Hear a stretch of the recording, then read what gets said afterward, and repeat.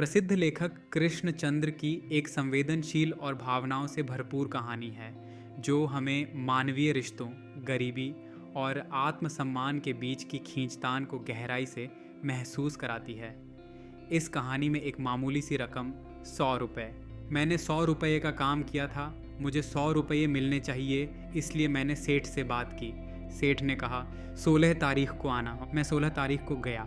सेठ वहाँ नहीं था। इसका बूढ़ा मैनेजर जिसकी चंद या साफ थी और जिसका एक दांत बाहर निकला हुआ था और जो अपने असिस्टेंट को किसी गलती पर डांट रहा था, मुझसे बड़ी शफकत से कहने लगा, तुमने 100 रुपये का काम किया है, तुमको बराबर 100 रुपये मिलेंगे, मगर सेठ यहाँ पर नहीं है, कल आना। मैंने पूछा, अगर सेठ कल भी यहाँ नहीं हुआ तो? मैनेजर बोला, तो मैं इंतज़ाम कर रखूँगा, तुम फिक्र ना करो, तुम्हारा पैसा तुमको मिल जाएगा। मैंने दफ्तर से बाहर निकलकर 2 रुपये का पूना पत्ता, सकीली मसाला और हरी पत्ती वाला पान खाया। 2 पैसे में देसी, काला कांडी और ठंडी वाला पान भी खा सकता था, और मलट्ठी, लाल मसाला वाला पान भी, और बनारसी छोटा पत्ता, गीली डली और इलायची वाला पान या मोहिनी तंबाकू वाला।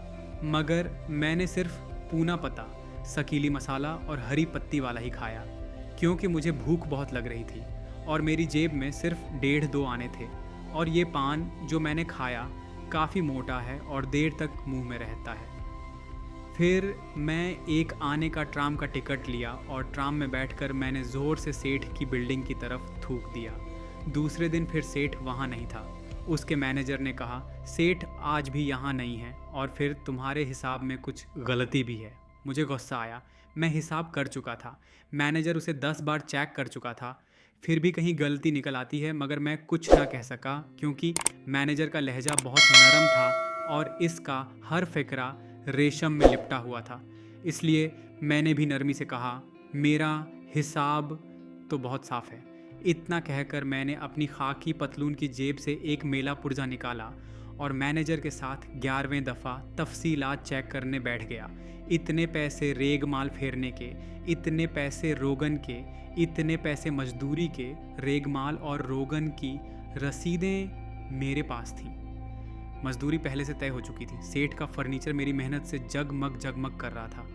मैनेजर ने कहा, हाँ हिसाब ठीक है, अच्छा कल आना। हाँ कल ज़रूर, मैनेजर ने चंदिया को सहलाते हुए कहा। बाहर आकर मैंने 2 पैसे का पान भी नहीं खाया, एक आने का ट्राम का टिकट भी नहीं लिया और फिरोज शाह मेहित रोड से साइन तक पैदल गया। मगर दूसरे दिन मैं फिर सेठ के दफ्तर गया। आज दफ्तर में सेठ मौजूद नहीं था, मैनेजर भी गायब था। मैनेजर का असिस्टेंट चिंधियाई हुई आंखों से एक सिंगल चाय अपने सामने रखे कुछ सोच रहा था। इसका चेहरा बहुत जर्द था, माथे के करीब सफ़ेद, रुखसारों के करीब पीला और थोड़ी के करीब मटीला सा था। ऐसा मालूम होता था जैसे किसी ने उनके चेहरे की हड्डियों पर खाल के बजाय मैले मैले पीले पीले कागज़ तराश के मुंड दिए हों। मैं इसके चेहरे को गौर से देखने लगा। असिस्टेंट ने प्याली से निगाह उठाकर मेरी तरफ देखा और हाथ के इशारे से मुझे कुर्सी पर बैठने को कहा। मैंने पूछा, सेठ कहाँ हैं?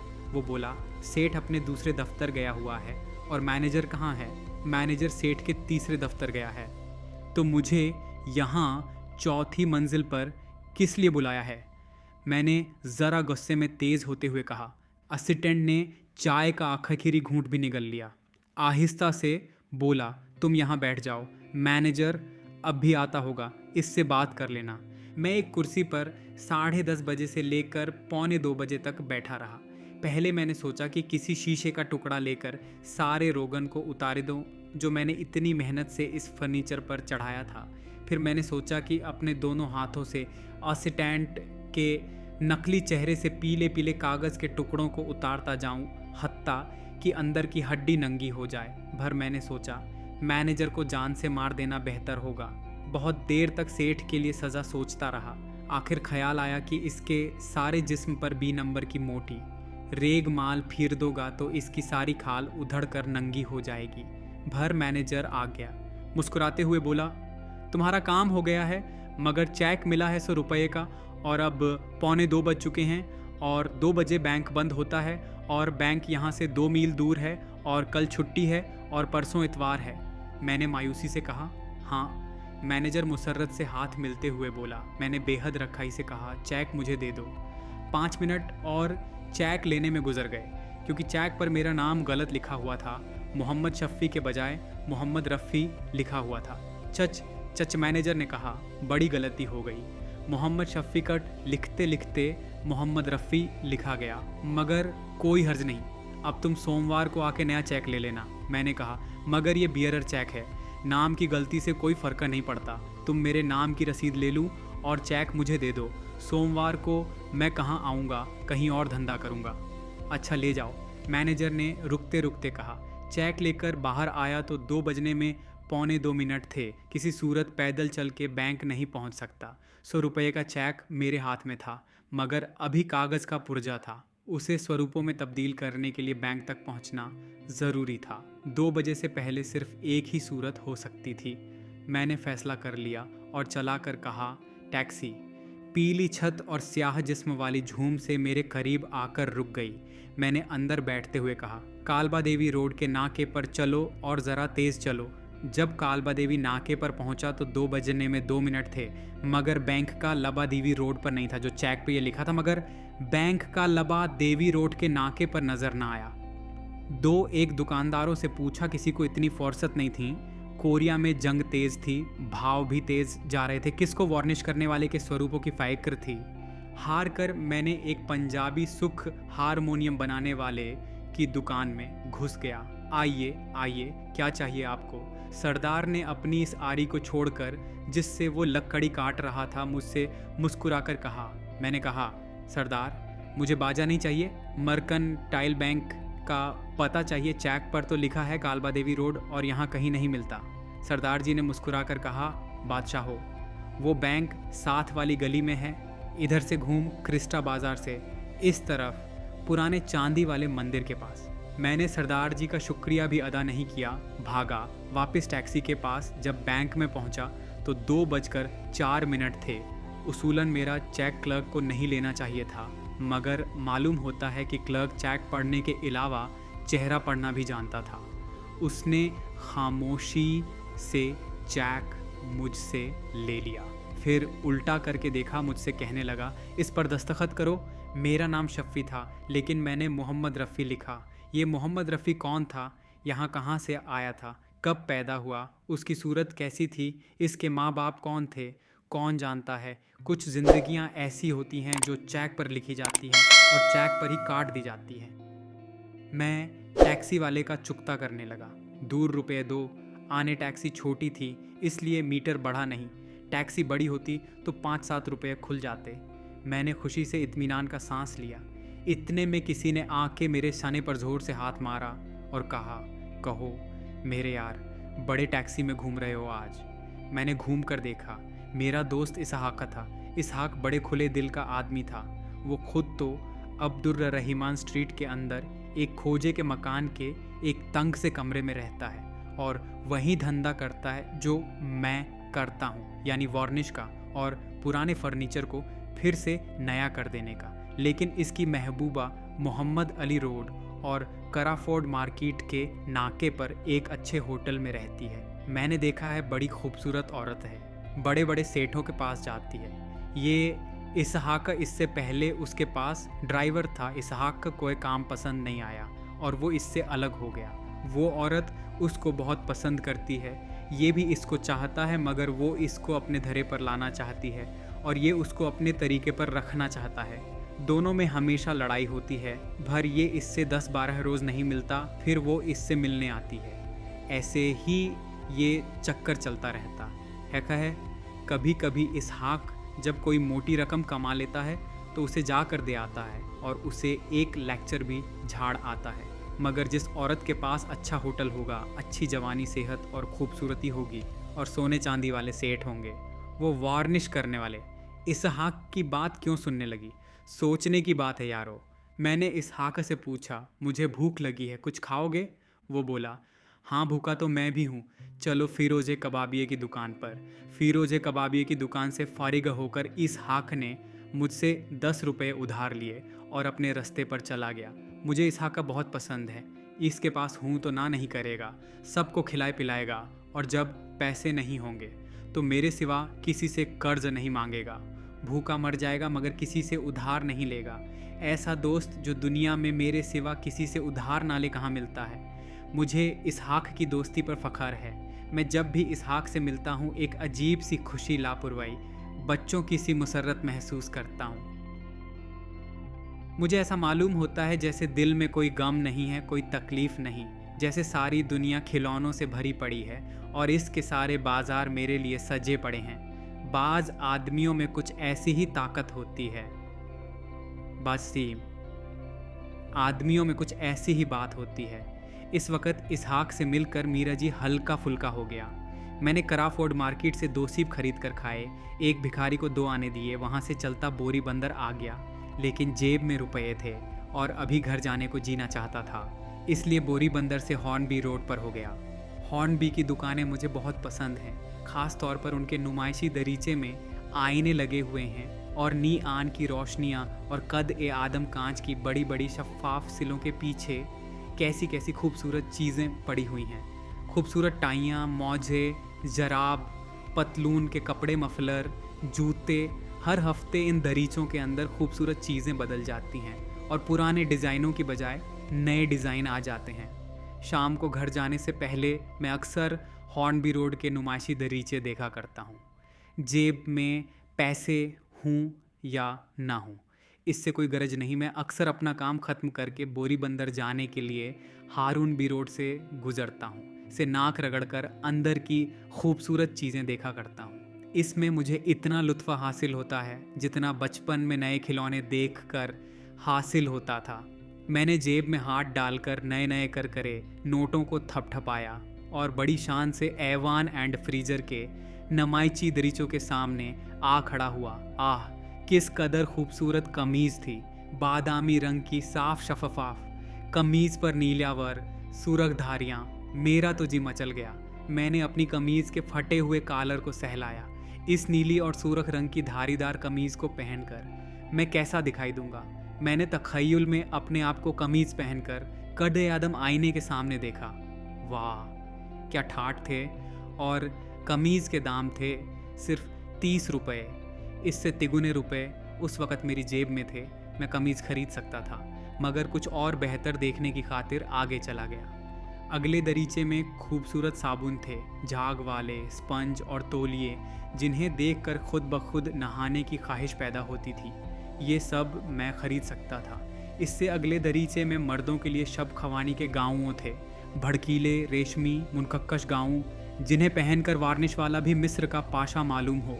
70 रुपये का गाउन और इससे ज़्यादा रकम मेरे पास थी। मैंने इस गाउन को अपने तख़य्युल में पहना और एक ईरानी गालीचे पर उड़ता हुआ दूर जला गया।